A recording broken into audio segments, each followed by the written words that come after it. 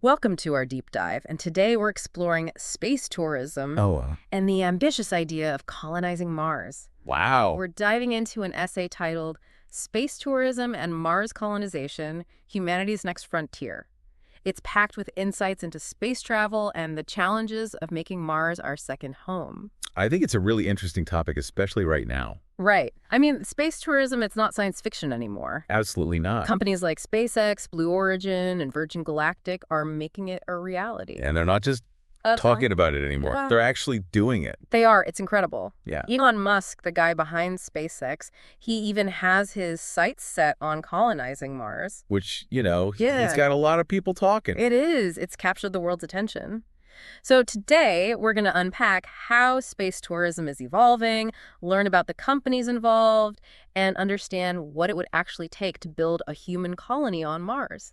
It's amazing how far we've come in such a short time. It is. It really is. It feels... An industry that, we used to just read about in books. yeah, it was just science fiction for so long. Right. Exactly. And now it's becoming real. It is. So, speaking of things becoming real, let's talk about the companies leading the charge in private space tourism. Each one has a different approach, which I find really fascinating. Yeah, it's interesting how they're all tackling this challenge in their own way. Right. Let's start with SpaceX, led by, of course, the one and only Elon Musk. They've been making headlines with their reusable Falcon 9 rockets. Are you familiar with those? Yeah, I think I've seen videos of them landing back on Earth, which Yeah. is pretty mind-blowing when you think about it. It is amazing. And it's a big deal for making space travel more affordable, right? Exactly.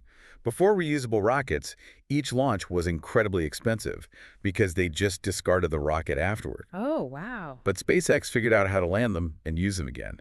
It's a game changer. Makes sense. And didn't they do something really groundbreaking with reusable rockets a few years ago? Something called Inspiration 4? Yes. Inspiration 4 was a huge moment for space tourism. SpaceX sent 4 private citizens, not professional astronauts, into orbit for several days. Wow, so these were just regular people who got to experience space travel. Exactly. Yeah. It was a turning point, showing that space tourism could be more than just a quick up-and-down trip. Incredible. Okay, so we've got SpaceX. What about Blue Origin? That's Jeff Bezos' company, right? That's right. Blue Origin is all about suborbital tourism. They've developed the New Shepard rocket, which takes passengers just past the edge of space. So it's not a full orbit like SpaceX's Inspiration 4. Right, it's a shorter experience. Yeah. But you still get to experience weightlessness and see the curve of the Earth. Sounds pretty amazing. I'd love to do that someday. So how does Virgin Galactic fit into all of this? They do space tourism too, right? They do. Virgin Galactic, founded by Richard Branson, uses a space plane called VSS Unity. It's like a rocket-powered plane that takes you to the edge of space. Oh, wow. So instead of blasting off vertically like a traditional rocket, Right. it's more of a gradual ascent. It's more like a plane taking off and landing. So you still get the astronaut experience, but with a more familiar plane-like feel?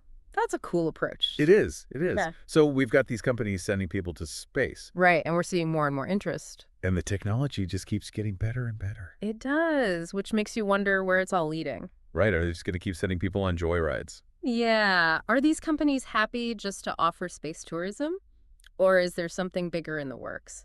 Because this essay we're looking at seems to connect space tourism with the even grander goal of colonizing Mars.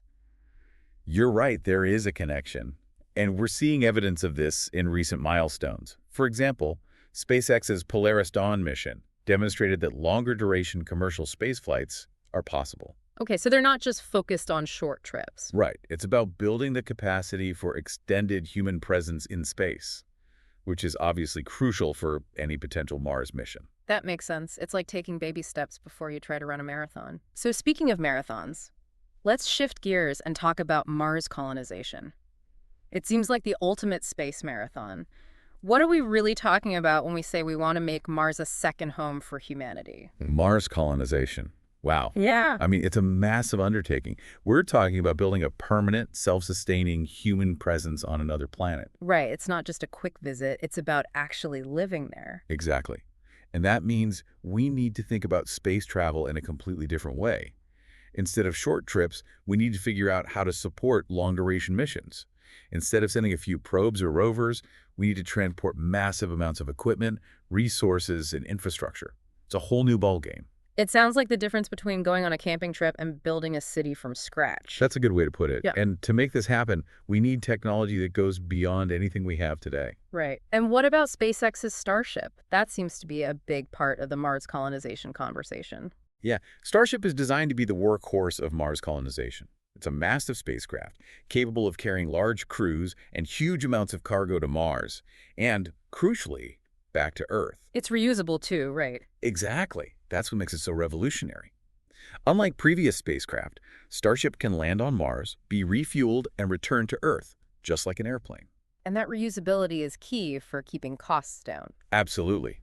It dramatically reduces the cost of Mars missions, making it feasible to send frequent trips and transport large amounts of materials. It's like having a space truck that can haul everything we need to build a new civilization. Yeah, it's like the ultimate moving van for Mars. Okay, so Starship is the transportation, but what about the technology needed to actually live on Mars? I mean, we're talking about a planet with no breathable air, no readily available water, and extreme temperatures. How do we even begin to tackle those challenges? That's where things get really interesting. We need to develop advanced life support systems that can create a breathable atmosphere, recycle water, and generate energy, all in a closed-loop system. Closed loop system. I'm not sure I follow. Think of it like a miniature Earth contained within a habitat. Everything needs to be recycled and reused. We can't rely on constant resupply missions from Earth. It has to be self-sufficient. Wow, that's mind-boggling. So it's not just about building a shelter, it's about creating a whole ecosystem. Exactly. We have to recreate the conditions we need to survive in a completely alien environment. That's a tall order. But even if we can figure out the technology, what about the cost? This kind of project must be incredibly expensive. It's astronomical. Yeah. Estimates vary, but we're talking billions, maybe even trillions of dollars to establish a self-sustaining Mars colony. So where's all that money going to come from? Who's going to pay for this Martian adventure? That's the big question, and there's no easy answer. It would likely require a combination of government funding, private investment, and possibly even revenue generated by the space tourism industry itself. Wait, space tourism could help fund a Mars colony? How would that work? As space tourism grows, it could drive down the cost of space travel and lead to new technologies that benefit both tourism and colonization efforts.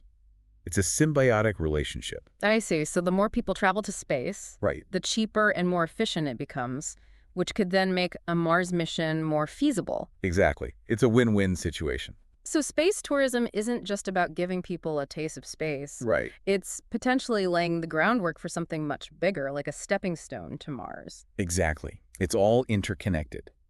And that brings us to the role of international cooperation. A project as ambitious as Mars colonization would almost certainly require a global effort, just like the International Space Station. Right, because no single country could pull this off alone. Absolutely not. It would require a massive coordinated effort from multiple space agencies, governments, and private companies all working together. But that's got to be tricky, right? Oh, yeah. Getting different countries with different priorities to work together on something this massive, it seems like a logistical and political nightmare. It's definitely a challenge. Imagine trying to coordinate the efforts of NASA, the European Space Agency, Russia, China, private companies like SpaceX. Yeah, it's a lot of moving parts. It is. It makes you wonder if it's even possible. It's a huge undertaking, but I think it's important to remember that we've done something similar before with the International Space Station. So there's precedent. Okay, so international cooperation is key. But before we get too deep into the how of Mars colonization, let's talk about the why.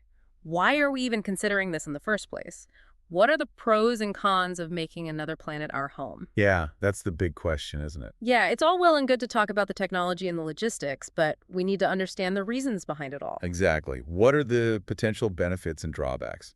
And it's a complex issue with strong arguments on both sides. Okay, so let's start with the arguments in favor of Mars colonization. What are the potential upsides of making Mars a second home for humanity? Well, one of the most compelling arguments is the idea of ensuring humanity's long-term survival. Elon Musk, a big advocate for Mars colonization, has said that becoming a multiplanetary species is crucial for safeguarding our future. Right, like having a backup plan in case something catastrophic happens to Earth. Exactly. Think about it.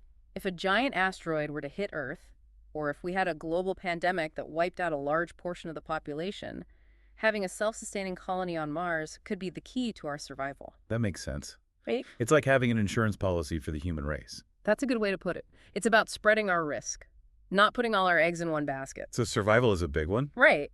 But it's not the only reason people are excited about Mars. There's also the potential for incredible technological innovation. Yeah, I can see that. I mean, just thinking about the challenges living on Mars, it's like a giant science experiment. Exactly.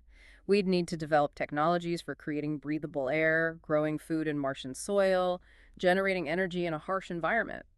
And these advancements could have huge benefits for life on Earth as well. Right, it's like a giant research and development project for the benefit of all humankind, not just those living on Mars. Absolutely. And let's not forget the potential scientific discoveries. Mars is a planet that may have once harbored life. Understanding its history could revolutionize our understanding of planetary evolution, the origins of life, and maybe even answer the question of whether we're alone in the universe. Wow, it's like opening a new chapter in the book of science. Exactly. And who knows what secrets Mars holds? Yeah. We might find evidence of past life or even current microbial life, which would be a game changer. It would rewrite our understanding of our place in the cosmos. Absolutely. And then there's the economic potential, space mining, Martian agriculture, maybe even Martian tourism one day. It's impossible to predict the full economic impact, but the possibilities are exciting. It sounds almost too good to be true, but I know there are also concerns about Mars colonization. This essay we're looking at highlights some of the ethical and environmental implications. For example, we'd be talking about altering another planet's ecosystem, potentially introducing Earth-based life to a pristine environment. That raises some big ethical questions, doesn't it? It does. We need to consider the potential impact on any existing Martian life, even if it's just microbial. We also need to think about whether we have the right to fundamentally alter another planet for our own purposes. Is it ethical to terraform Mars to make it more Earth-like? It's a tough one. On the one hand, there's the drive to explore, to expand our horizons, and maybe even to ensure the survival of our species.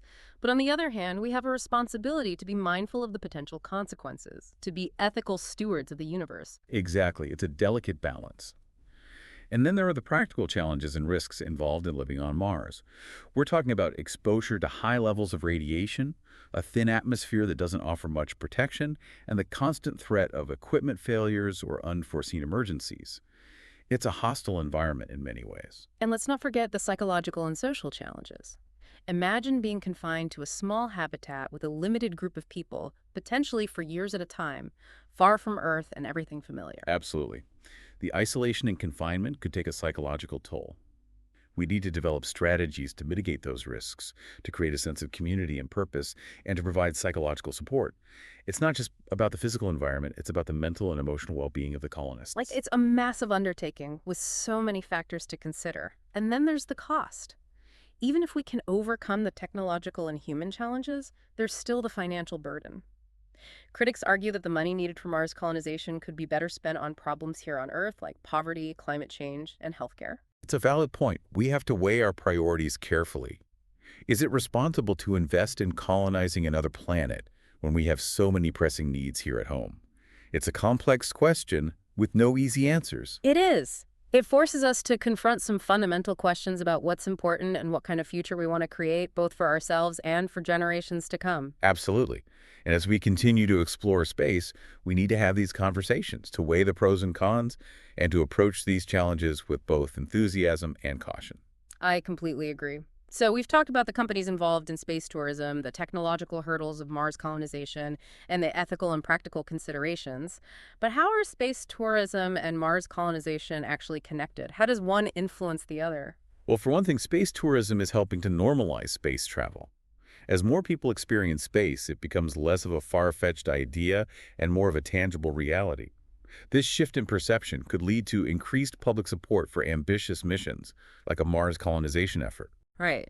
It's like anything else. The more familiar something becomes, the less daunting it seems. Exactly. And as the space tourism industry grows, it's also driving technological innovation. Companies are constantly pushing the boundaries to create safer, more efficient, and more affordable ways to get to space. These innovations could directly benefit the development of technologies needed for a Mars mission. So it's not just about the money, it's about the technology and the public support that space tourism can generate? Precisely. And we're already seeing this interplay between space tourism and Mars aspirations in projects like NASA's Artemis program. Oh, right, Artemis. That's the program to return humans to the moon, right? Yes. Hmm. But it's more than just a lunar landing. It's about establishing a sustainable presence on the moon, building a base camp for future missions further into space, including Mars. I see. So we can use the moon as a testing ground for technologies and strategies that will be crucial for a Mars mission. Exactly. We can learn how to live and work in a harsh environment, how to utilize local resources, and how to operate life support systems far from Earth. It's like a dress rehearsal for the main event. A chance to work out the kinks before taking on the bigger challenge of Mars. Precisely.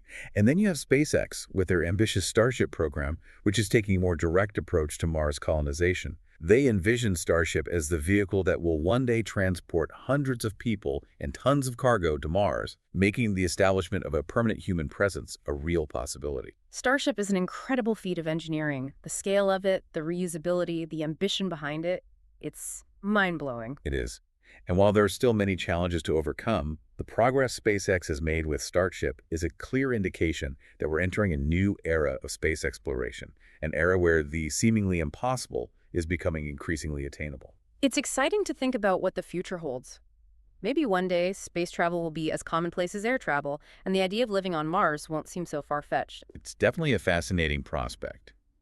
And while we may not see a full-fledged Mars colony in our lifetime, the steps we're taking now, both in space tourism and in ambitious projects like Artemis and Starship, are paving the way for a future where humanity's reach extends far beyond Earth.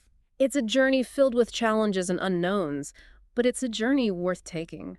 It speaks to our fundamental human desire to explore, to push the boundaries of what's possible, and to understand our place in the vast universe. Absolutely. It's about pushing the limits of human ingenuity and daring to dream big. Exactly. And who knows what we'll discover along the way. The possibilities are endless. They are. This is an incredible time to be alive, to witness these advancements, and to be part of this grand adventure. I couldn't agree more. It's a reminder that even in the face of immense challenges, humanity has the potential to achieve extraordinary things. We have the power to shape our own destiny, both here on Earth and beyond. And that's a pretty inspiring thought. It is. It's a reminder that we should never stop exploring, never stop pushing the boundaries, and never stop dreaming of a future where humanity reaches for the stars. Well said. I think that's a great place to wrap up this part of our deep dive.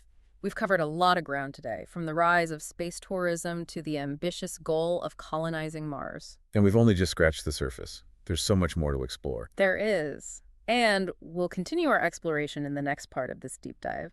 We'll delve deeper into the challenges and opportunities of Mars colonization, the ethical considerations, and the potential impact on humanity's future. I'm looking forward to it. Me too. Until then, keep looking up and keep exploring. Clear skies, everyone. It's like an insurance policy for the whole human race in case something goes wrong here on Earth. Right, it's a backup plan for humanity. Exactly. But survival isn't the only reason people are excited about Mars.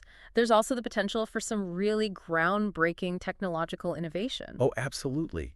Think about it. To live on Mars, we'd need to figure out how to create breathable air, grow food in Martian soil, generate energy in this really harsh environment. Right. These are huge challenges, and solving them could lead to some amazing breakthroughs that could benefit us here on Earth too. It's like a massive R&D project for all of humankind. Exactly. And imagine adapting Martian agricultural techniques to improve food production in deserts here on Earth, or using Martian energy solutions to power remote communities. The possibilities are endless. And let's not forget about the potential for some incredible scientific discoveries on Mars. Oh, absolutely. Mars is a treasure trove of scientific potential. It could hold the key to understanding the early solar system, the origins of life, and maybe even answer the question, are we alone in the universe? It's like opening a new chapter in the book of science, a chapter that could completely change our understanding of our place in the cosmos. Exactly. And then there's the economic potential. Right, I was just thinking about that. What kind of economic opportunities could Mars offer? Well, there's space mining for one. Mars is rich in resources that we could potentially extract and use. Like what kind of resources? Well, things like water ice, which can be broken down into hydrogen and oxygen for fuel and life support, and various minerals that we could use for construction and manufacturing. Then there's the possibility of Martian agriculture.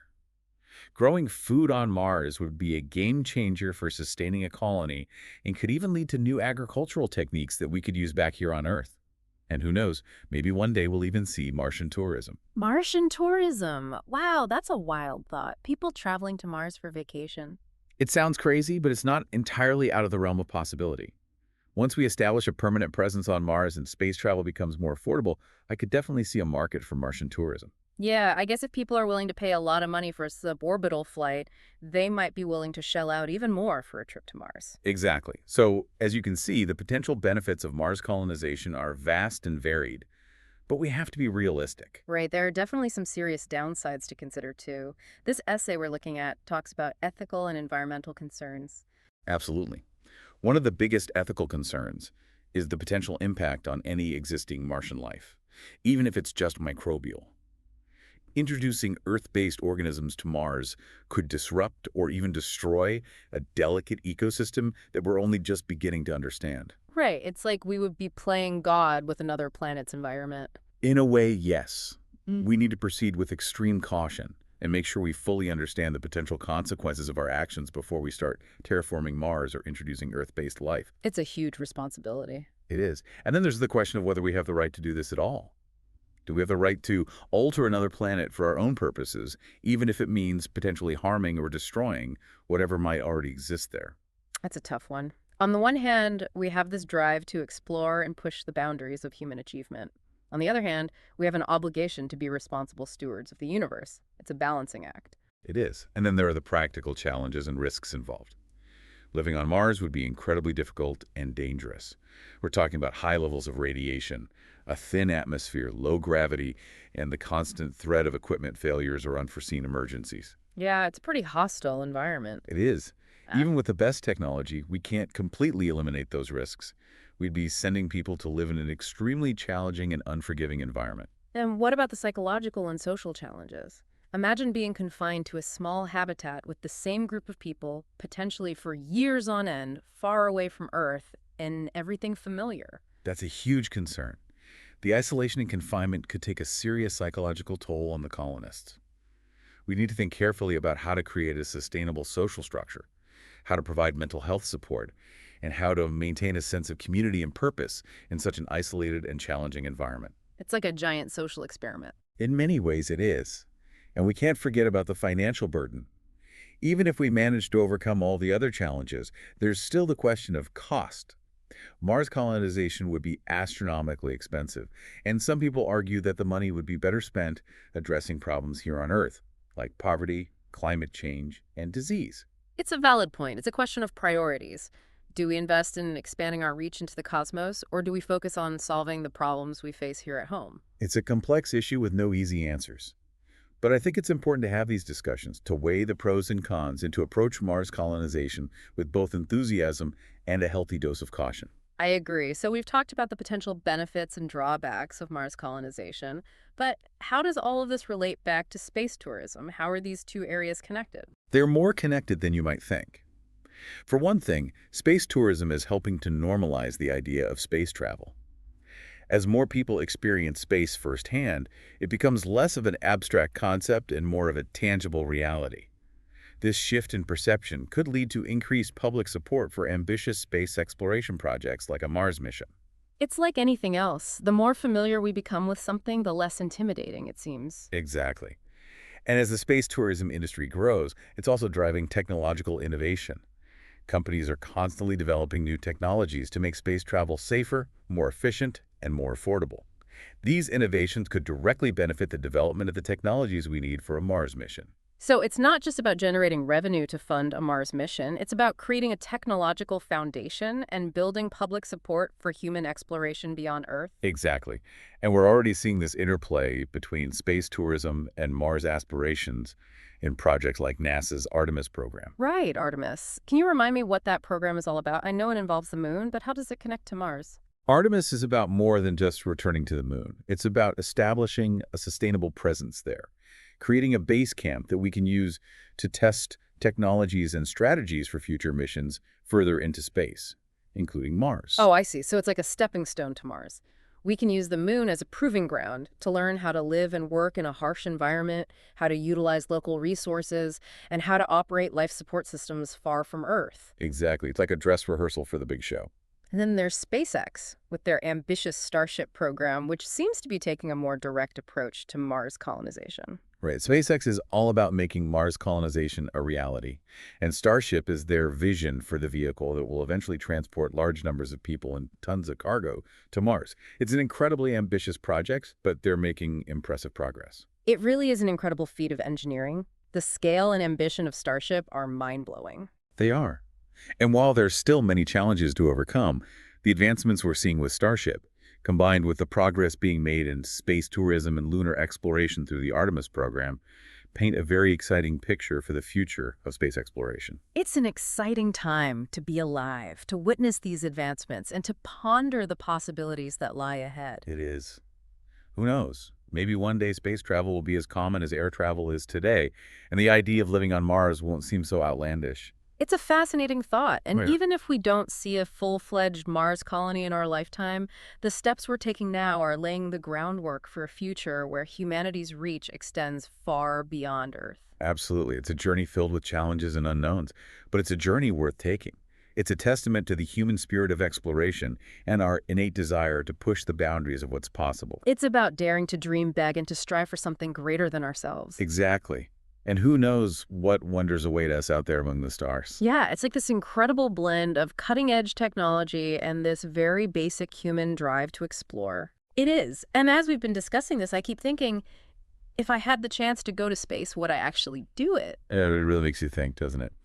Would you go for a quick suborbital trip just to experience weightlessness and see the Earth from above? Or would you want to go all the way to the moon or even Mars? I think for me, it would be the challenge of it all, you know? Venturing beyond Earth, experiencing something so different from anything we know here. I get that. It's the ultimate frontier, pushing the boundaries of human experience. Yeah. What do you think it is that makes people want to take on a challenge like that? I think it varies from person to person. For some, it might be this strong scientific curiosity, Right. a need to understand the universe. For Right. others, it could be the thrill of adventure, the chance to do something truly extraordinary. And then there are those who want to be part of something bigger than themselves, you know, Yeah, to help build a new future for humanity beyond Earth. it's like a pioneering spirit. It is. What about you? I don't know. Would you want to actually live on Mars? Be one of the first people to establish a permanent human presence on another planet? That's a whole other level of commitment, isn't it? Yeah. It's one thing to visit space for a short time, but to actually pack up and move to another planet, that takes a lot of courage, a lot of resilience, and a willingness to embrace the unknown. I'm not sure I have that in me. Yeah, that's a big decision for sure. It is. It would be a life unlike anything we can imagine here on Earth, full of challenges and risks, but also with the potential for amazing rewards. It would be like stepping into a science fiction novel Right. and becoming part of this grand story about humanity's next chapter. Wow. But it's that sense of stepping into the unknown that both excites and terrifies me, you know? What kind of society would we create on Mars? Yeah. How would we adapt to such a harsh environment? How would we govern ourselves? Would we repeat the mistakes we've made on Earth? Oh, interesting. Or would we create something entirely new? It makes you wonder. It does. These are questions that we'll need to grapple with as we venture further into space. It's not just about overcoming technological hurdles, but also about the philosophical and ethical considerations. It's about what it means to be human in this vast, mysterious universe. Exactly. Well, I think this deep dive has given our listeners a lot to think about in terms of where we are with space exploration and where we might be headed. It's been a fascinating conversation. Space tourism, Mars colonization, it all ties back to our very nature as humans. We're explorers at heart, driven by this insatiable curiosity to understand our place in the cosmos. Absolutely. And whether it's through space tourism or the even bigger goal of colonizing Mars, this drive to explore is pushing us beyond the familiar and into the unknown. And who knows what incredible discoveries await us out there. Exactly. So to everyone listening, thank you for joining us on this deep dive into space tourism and Mars colonization. It's been a truly fascinating journey. Until next time, Keep looking up. and keep exploring. Clear skies, everyone.